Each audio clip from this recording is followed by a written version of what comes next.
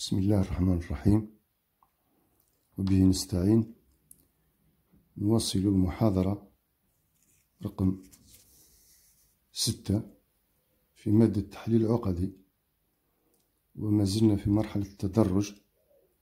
وبحول الله بعد إنهاء هذه المحاضرات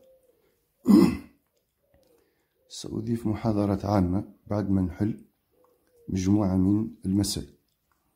محاضرة رقم 6 تحليل عقدي. دائما راح نتكلم أو نشير إلى تدوير المحاور اللي كنتوا تعرفوها من قبل، فقط حبيت نربط هذه الفكرة باستعمال العدد العقدي حتى تقارنوا مدى الصعوبة والسهولة في حالة استعمال المساقط والمثلثات وفي حالة استعمال عدد عقدي. ثم نتكلم على التوابع القطعية أو تسمى أحيانا ناقصية، ونحل لكم معادلة أذكركم بالتابع التحليلي بشرط آخر. نتيجة هامة. نعتبر الشكل التالي: معلم متعامد ومتجانس أو إكس إكغيك. دورنا هذا المعلم بزاوية ألفا ولتكن أم نقطة في المستوي. عندما كنتم تبحثون عن إحداثية النقطة أم بالنسبة لإكس وإكغيك بدلالة إكس فتحة إكغيك فتحة أو العكس، كنتم تقومون بإجراء هذه المساقط والحصول على مثلثات، وتستعملون الجيب والتجيب إلى غير ذلك حتى تصلون إلى هذه العلاقة. نجي الآن نقول إذا كان دورنا المعلم إكس أو إكغيك بزاوية ألفا، وتلاحظوا أن الطول إكس أو الطول إكغيك أكبر من طول إكغيك فتحة، لأن الأم تبعد عن المحور أو إكس أكثر من المحور أو إكس فتحة. بزاوية ألفا نحصل على المعلم المتعامد والمتجانس. عندئذ في الأعداد العقدية يكفي فقط أن نعطي العلاقة التالية: بدل من إجراء تلك المساقط المضنية والمتعبة اللي تعرفوها من قبل في R، راح نقول إن زد يساوي زد فتحة في إكسبوننسيال إي ألفا، حيث الألفا هي زاوية التدوير. فإذا ما عوضنا الزد بإكس زائد إي إكغيك وزد فتحة بإكس زائد إي إكغيك فتحة والإكسبوننسيال إي ألفا بكوسينس ألفا زائد إسينس ألفا، لما ننجز عملية الضرب هنا بين قوسين ضرب عادي نحصل على هذه النتيجة.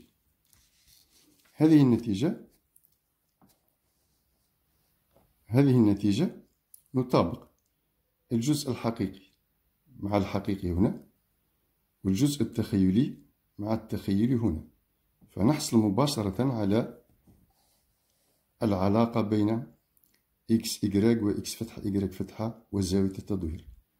لاحظوا فيها سطرين بضرب عددين عقديين، بينما في حالة المساقط ديروا مساقط على المعلومات على المحاور وتستعملوا المثلثات والجيب والتجيب، تعرفوا هذه الفكرة مطولة جدا والبعض لا ينجحون فيها. هنا عملية ضرب فقط، إذن هي فكرة ممتازة. فقط هذه للإشارة إلى فوائد الأعداد العقدية.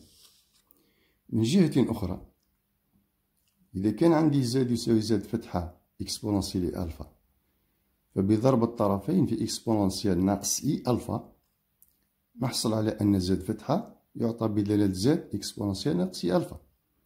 وبنفس الطريقة نعوض زد فتحة بإكس فتحة زائد إكغيك فتحة، نعوض زد بإكس زائد إكغيك، وإكسبوننسيال ناقص إي ألفا هو كوسينس ألفا ناقص إسينس ألفا، وبضرب عادي بين القوسين نحصل على نتيجة التدوير بالنسبة للمعلم الثاني. إذا حبينا نرجع بالعكس، يعني إذا حبيت نعطي إكس فتحة إكغيك فتحة بدالة إكس إكغيك، لاحظوا كل العملية لم تتجاوز 4 سطور. إذا كتبت بخط صغير لا تتجاوز 4 سطور، في حين أنها في R بإجراء المساقط أظن أنه ممكن تتجاوز صفحتين في الكتاب. نتكلم الآن على التوابع القطعية العقدية. نعرف الجيب القطعي اللي نرمز له بالسي اش، والتجيب القطعي اللي نرمز له باس اش بسلسلتي قوى. هناك البعض يسمون التوابع القطعية أو الناقصية السي اش والاس اش يسموها بالتوابع البارابولية، لأنه لما تمثلوها في الفضاء ولا يمكن تمثيلها باليد، ولكن هناك برنامج راسم لهذه التوابع. عندما تمثلونها في هذا البرنامج الراسم في الحاسوب يعطيكم قطاع على شكل الصحن المقعر الذي يسمى بارابول اللي تحطوه على التلفزيون، فالبعض يسموها التوابع بارابولية. نعرف إذن الكوسينس البارابولي سي اش ب زد 2 ان 2 عاملي ان أكبر يساوي صفر، و اس اش زد 2 ان زائد 1 على 2 ان زائد 1 عاملي ان أكبر يساوي صفر. لاحظوا أن تعريف السي اش تبع القطعي الكوسينس القطعي هو نفس تعريف الكوسينس زد، فقط ينقصه ناقص 1 أس ان، وأن تعريف الجيب القطعي هو نفسه تعريف الجيب سينيس زد، فقط ينقصه ناقص 1 أس ان. هذا حتى تتذكرون العلاقة، أنه كوسينس والسينيس يوجد فيهم ناقص 1 أس ان، السي اش والاس اش بدون ناقص 1 أس ان، نفس الكمية. حسب مقياس دالامبير راح نجد أن هذه السلسلة متقاربة دوما، هذه متقاربة دوما، نصف قطرها يساوي ما لا نهاية، وبالتالي نطبق النظرية السابقة فنحصل على أن السي اش والاس اش تحليلية في كل سي، لأن صح التقارب كل منهما هي السي. ثانيا كل منهما يقبل اشتقاق من أي مرتبة كانت ولتكن ك. إذن نصل إلى أن إذا اشتقينا المشتق الأول كتجربة سي اش فتحة، نشتق زد أس 2 ان تنزل ان 2 ان، نختزلوها مع 2 ان، تبقى 2 ان ناقص 1 على 2 ان ناقص 1 عاملي بعد ما نختزلو 2 ان مع 2 ان أكبر يساوي، نحصل على اس اش لما نعوض 2 ان ناقص 1 تساوي 2 ام زائد 1، تصبح هنا 2 ام زائد 1، 2 ام زائد 1 بعد ما نختزل، وتعطيني إذن هذا الشكل. وبعد هذا الاختزال تاع العاملي 2 ان زائد 1 مع 2 ان زائد 1 تبقى 2 ان وتعطيني سي اش. إذن مشتق السي اش هو اس اش، ومشتق الاس اش هو السي اش بدون إشارة نقص كما رأينا في كوسينس زد. بالعودة للتابع الأسي إكسبونسيال زد عرفناه بهذا الشكل. لما نوزع الأعداد الزوجية والأعداد الفردية وزعنا، لأن السلاسل كلها متقاربة، نحصل على أن هذا هو السي اش وهنا اس اش. إذن فإن الإكسبونسيال زد يساوي سي اش زد زائد اس اش زد مهما كان زد في سي. لاحظوا أن المرة الماضية إكسبونسيال إي زد لما كان إي زد حصلنا على كوسينس زد زائد إي سينوس زد. الآن إكسبونسيال زد بدون الإي يعطيني سي اش زد في اس اش زد. وبما أن هناك علاقة كما ذكرت لكم بين الإكسبونسيال إي زد والإكسبونسيال زد كما ذكرت لكم في الحصة الماضية، فسنجد علاقة بين السي اش والاس اش والكوسينس والسينوس. بنفس الطريقة نجد أن إكسبونسيال ناقص زد يساوي سي اش زد ناقص اس اش زد، ومنه بجمع الطرفين تختزل اس اش مع الاس اش ونحصل على 2 سي اش تساوي هذا المقدار زائد هذا. إذن سي اش يعطيني هذا المقدار. لاحظوا سي اش إكسبونسيال زد زائد إكسبونسيال ناقص زد على 2. كان عندي كوسينس زد يساوي نفس الكمية إي موجود إي الفوق. بالنسبة للإس اش نفس الشيء نطرح الأولى ناقص الثانية، تجيني هنا إكسبونسيال زد ناقص إكسبونسيال ناقص زد، والسي اش تختزل مع السي اش، وهذه تصبح زائد لأن ضربناها في الناقص، تعطيني 2 اس اش. إذن الاس اش يساوي إكسبونسيال زد ناقص إكسبونسيال ناقص زد على 2، ولا يوجد الإي لا هنا ولا هنا. بالعودة إلى التوابع المثلثية نجد أن التي تكلمنا عنها في الحصة الماضية، نجد أن السي اش إي زد لما نحسب سي اش إي زد هنا معناها راح نبدل كل زد بإي زد، تصبح إي زد هنا إي زد هنا على 2، ولكن هذا شكون؟ هذا هو كوسينوس زد. إذن سي اش إي زد يساوي كوسينوس زد. الكوسينوس إي زد تعطيني إكسبونسيال إي في الزد اللي موجود هنا، ولكن الزد اللي موجود هنا الآن هو إي زد. إذن الكوسينوس اللي هي هذه العبارة تاعها، لما نجي هنا ونقول كوسينوس إي زد يعني نبدل كل زد بإي زد، راح نعوض هنا كل زد بإي زد مضروبة في الإي مضروبة في الإي، فنحصل على هذه العبارة. وهنا تعطيني ناقص إكسبونسيال زد، هنا تعطيني زائد إكسبونسيال زد، لأن الإي في الإي يعطي ناقص وفي الناقص يعطي زائد واحد. إذا نحصل من جديد على هذا بدون الإي، هذه هي السي اش زد. إذا لاحظوا هذه العلاقة التي تربط بين السي اش إي زد هي كوسينوس زد، الكوسينوس إي زد هي السي اش زد. الكوسينوس إي زد يساوي السي اش زد، والسي اش إي زد يساوي كوسينوس زد. بنفس الطريقة راح نحسب السينوس إي زد، ونجد أن السينوس إي زد تساوي إي في الإس اش زد، ونجد أن الإس اش إي زد تساوي إي في سينوس زد. بنفس الطريقة يعني راح نمشي هنا إس اش إي زد، لما نبدل كل زد بإي زد هنا وإي زد هنا تصبح هي السينوس، ولكن نقصها الإي هنا، فنضرب البسط والمقام في الإي تصبح هذه السينوس مضروبة في الإي. إذن إس اش إي زد تساوي السينوس مضروبة في الإي، السينوس مضروبة في الإي. وبنفس الطريقة المقدار الثاني.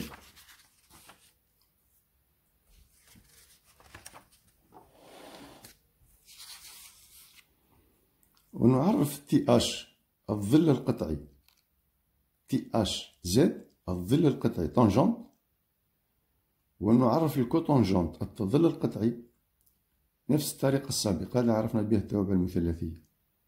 تي اش هو اس اش على السي اش، والكو تي اش هو السي اش على اس اش. وعندي نظرية قسم التابعين مستمرين هو تابع مستمر شريطة أن المقام لا ينعدم. قسم التابعين يقبلان الاشتقاق هو تابع يقبل الاشتقاق شريطة أن المقام لا ينعدم. وقسم التابعين تحليليين لأن كل منهم تحليلي في السي هو تابع تحليلي في السي شريطة أن المقام لا ينعدم. وعندما نقول أن المقام لا ينعدم لابد من حل هذه المعادلة سي اش زد يساوي صفر، وتعيين قيم زاد التي تعدم المقام وحذفها من مجموع التعريف. سأعطيكم أمثلة كيف نحل معادلات عقدية بعد قليل. ونجد أيضا أنه مهما كان زد واحد وزد اثنين في السي، فإن السي اش زد واحد زائد اثنين تشبه علاقة الكوسينوس، فقط أنه زائد ناقص تحافظ عليها زائد ناقص، ما تبدلهاش مثل ما بدلت الكوسينوس. سي اش زد واحد سي اش زد اثنين زائد ناقص اس اش زد واحد اس اش زد اثنين. أيضا إن الاس اش زد واحد زائد ناقص زد اثنين تخالف بينهما مثل السينوس تماما. اس اش زد واحد سي اش زد اثنين زائد ناقص تحافظ على نفس الإشارة اس اش زد اثنين سي اش زد واحد. وسنعمم هذه العلاقات كما تحدثنا على حالة الكوسينوس والسينوس إلى زد واحد زائد زد اثنين زائد زد حتى لزد ان. هنا في السي بإمكاننا نفس الفكرة اللي تكلمنا بها على الكوسينوس والسينوس، نستفيد من ضرب التابع الأسي عدة مرات نحصل على التعميم، بينما في R راح تكون من أصعب ما يكون. مثلا لإثبات أن هذه العلاقة محققة خديت فقط حالة الناقص هنا، وبالزائد نفس الفكرة، نتكلم على الفكرة هنا.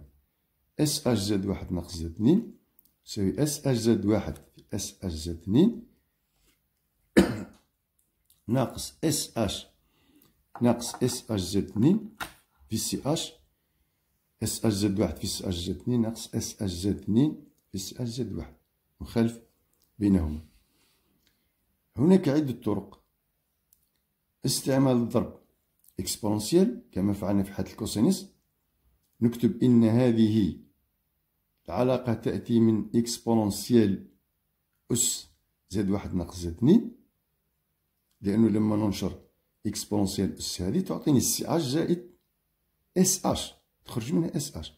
ونجي هنا أيضا نقول هذه تأتي من اكسبونسيال زائد واحد اكسبونسيال زائد 2، وبالاستفادة من الاكسبونس استفادة من خواص اكس نحصل على الجواب. ولكن هناك قلت هناك عدة طرق، ويبدو أن أبسطها هي الطريقة التالية. رأينا قبل قليل أن السينوس إي زد يساوي إي اس اش زد، ومنه فلما نجي هنا الإي أن نريد هذه، نجي نضرب في الإي حتى نستفيد من هذه العلاقة. الإي في اس اش زد واحد ناقص زد 2 هي عبارة على سينوس الإي في الزد نفسه. لاحظوا الإي زد يأتي زد هنا والإي هنا، إذن الإي في اس اش هو السينوس هذا العبارة. ولما نجي لهذه العبارة هي السينوس إي دخل إي نضرب إي داخل قوس، هي إي زد واحد ناقص إي زد 2، ونستفيد من الآن دستور تاع السينوس نحصل على هذه العلاقة. فقط حتى لا تقعون في خطأ تكتبون إي زد واحد زائد وناقص إي زد 2 داخل قوس، لأنني سنتكلم على السينوس زد واحد زائد زد 2 ولا ألفا زائد بيتا بالزائد، حيث البيتا هي ناقص إي زد 2. هذه تعطيني حسب الدستور اللي شفناه في السينوس، تعطيني السينوس الأول في كوسينوس الثاني زائد السينوس الثاني في كوسينوس الأول. إذن سينوس إي زد واحد كوسينوس ناقص إي زد 2 زائد سينوس ناقص إي زد 2 في كوسينوس إي زد واحد، بالاستفادة من العلاقة اللي ذكرناها قبل قليل، العلاقة بين السينوس إي زد والأس اش زد. السينوس إي زد هي إي في الأس اش زد واحد، الكوسينوس إي زد 2 هي سي اش زد 2، السينوس ناقص إي زد 2 هي ناقص إي في الأس اش زد 2، والكوسينوس إي زد 2 هي سي اش زد 2. لما نخرج الإعمام المشترك نحصل لهذه العلاقة.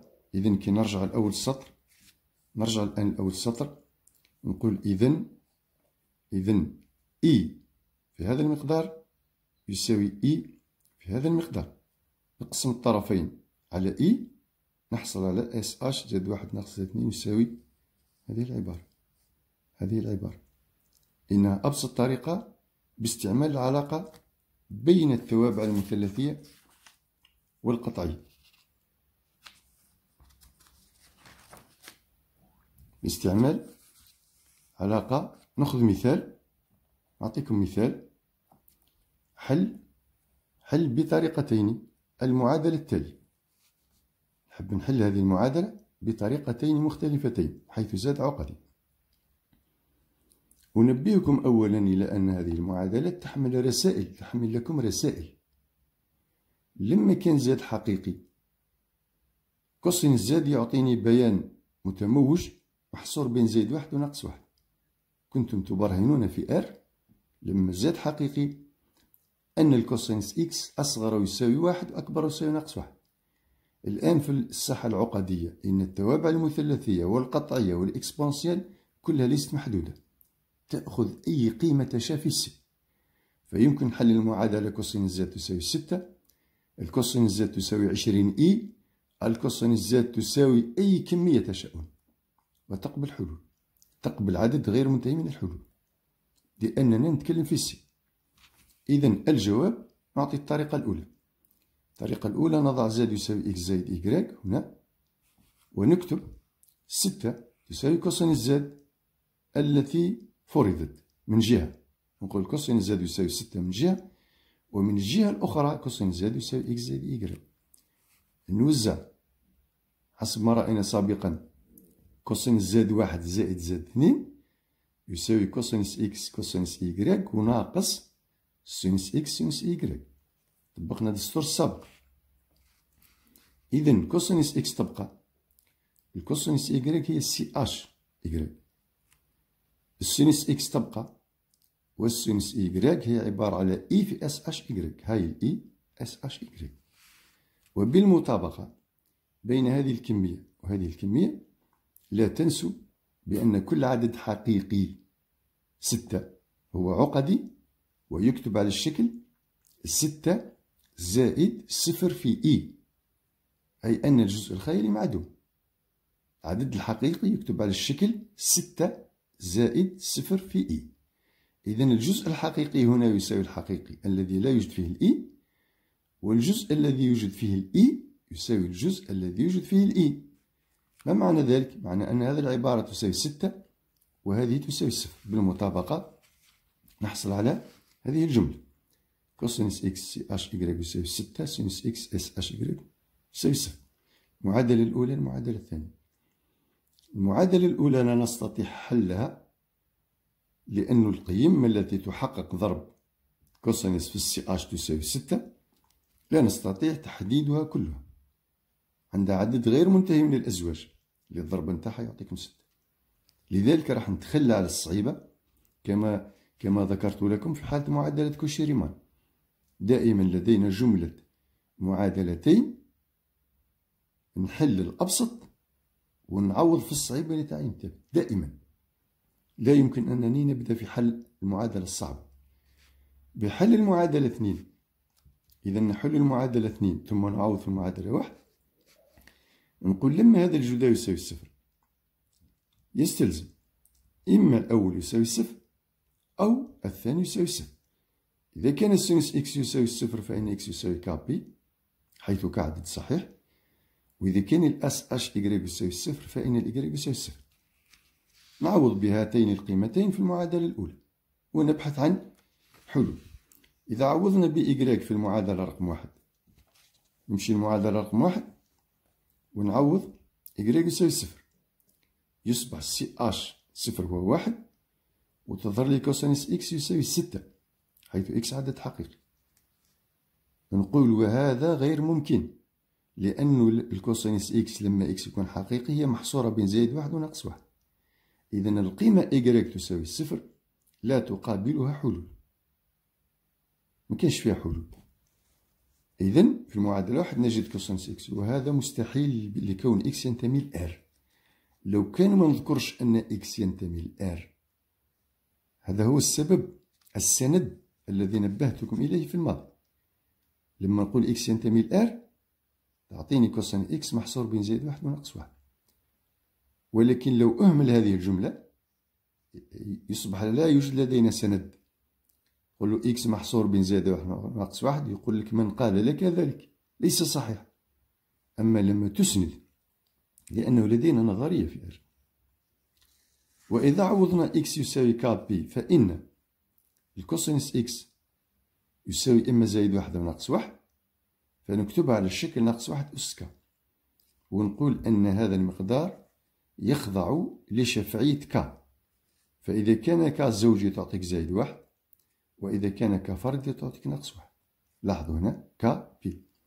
إذا كان ك زوجي كوسينوس 2 بي مثلا تعطيك الواحد. إذا كان ك فردي مثلا ك يساوي 1، الكوسينوس بي تعطيك ناقص 1. إذا نكتبها هكذا. إذا سنناقش هنا حل هذه المعادلة حسب شفعية ك زوجي أم فردي.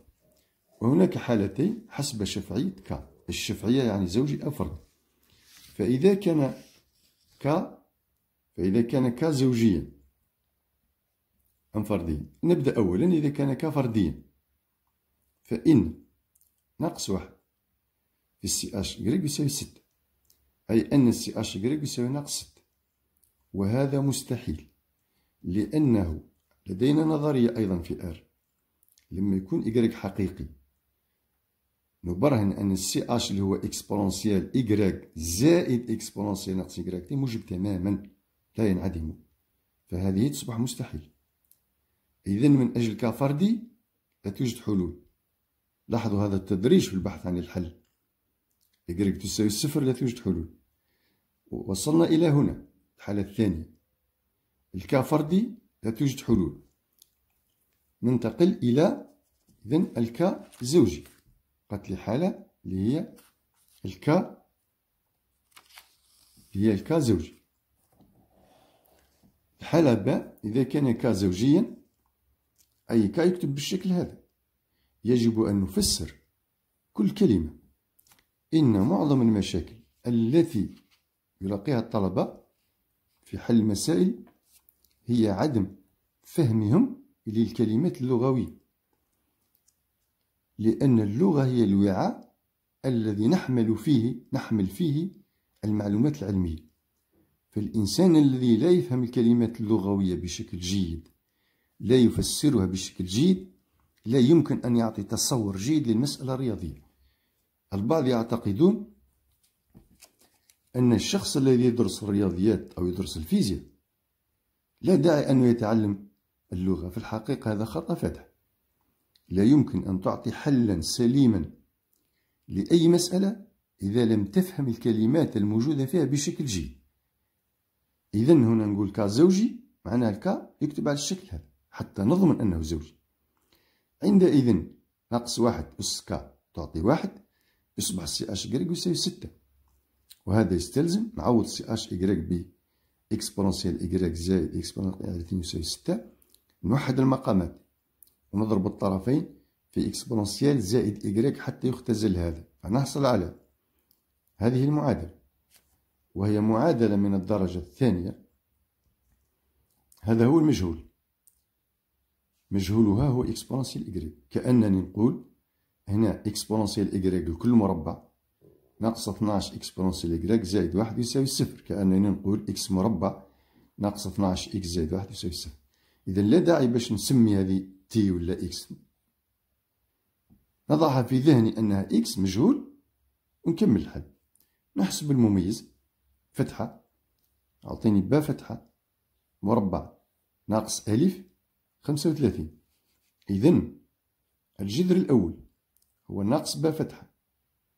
با فتحة هي هذه مقسومة على 2 تعطيني 6 زائد أو ناقص جذر دلتا. هناك جذرين لأن المميز موجب، هناك جذرين، واحد موجب واحد سالب. فنكتب إذن إكسبوننسيال إكغيك يساوي 6 زائد ناقص جذر 35. يجب أن تنتبهوا هنا إلى أن 6 هذا المقدار هذا دوم موجب، لأن جذر 35 أصغر تماما من 6. فلو كان هذا المقدار أكبر من هذا في معادلة أخرى سنكتب هذا المقدار إخراج الناقص واحد عن المشترك واستبدال الناقص واحد بالإكسبوننسيال. إذن هذا يستلزم مباشرة لأن هذا المقدار موجب تماما، إذن نستعمل التابع العكسي للإكسبوننسيال في R وهو موجود. إذن الإكغيك يساوي لوغاريتم 6 زائد ناقص 35.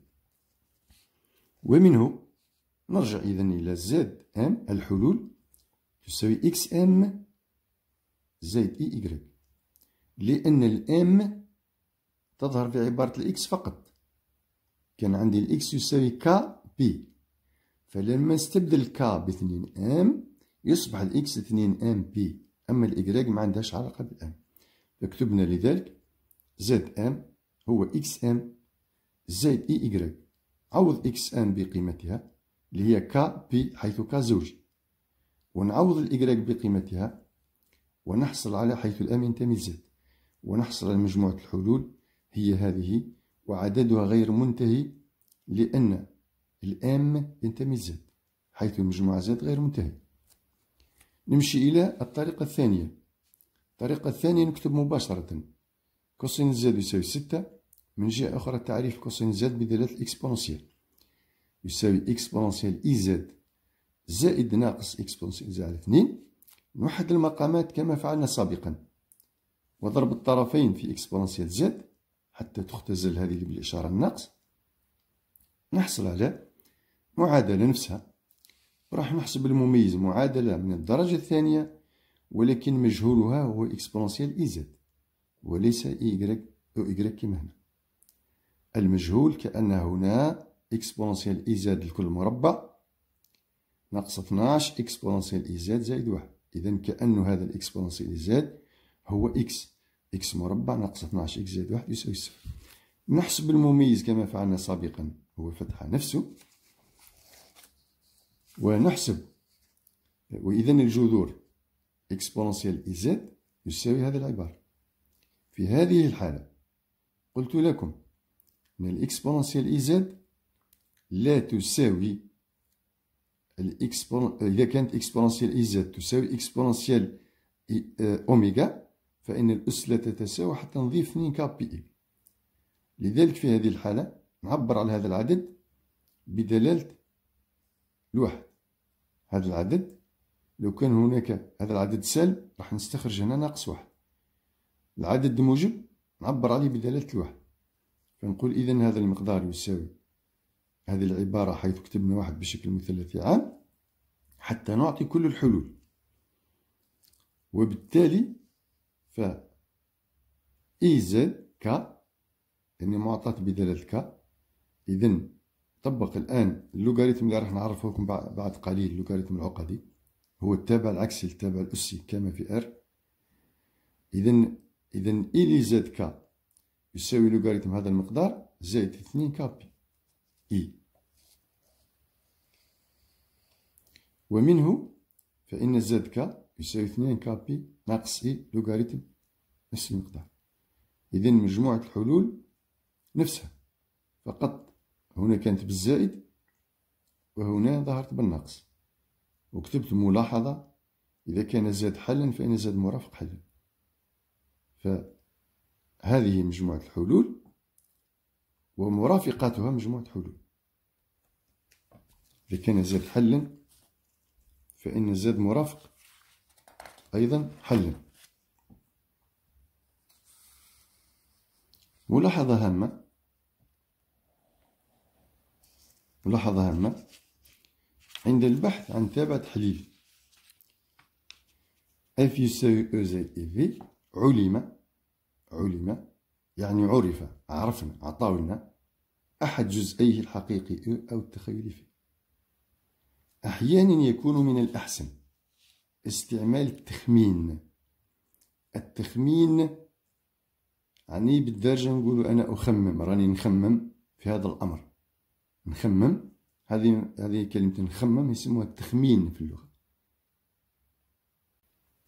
لأنه إذا كان استعملنا القواعد العامة في بعض الحالات تكون مطولة جدا وأحيانا تكون صعبة.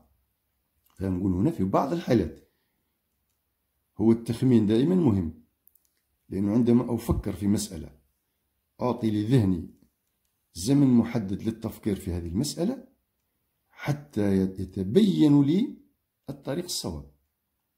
يعني السرعة دائما عدوة الإنسان. فمثلا نريد تعيين التابع التحليلي F حيث ال OX أعطى بهذا الشكل.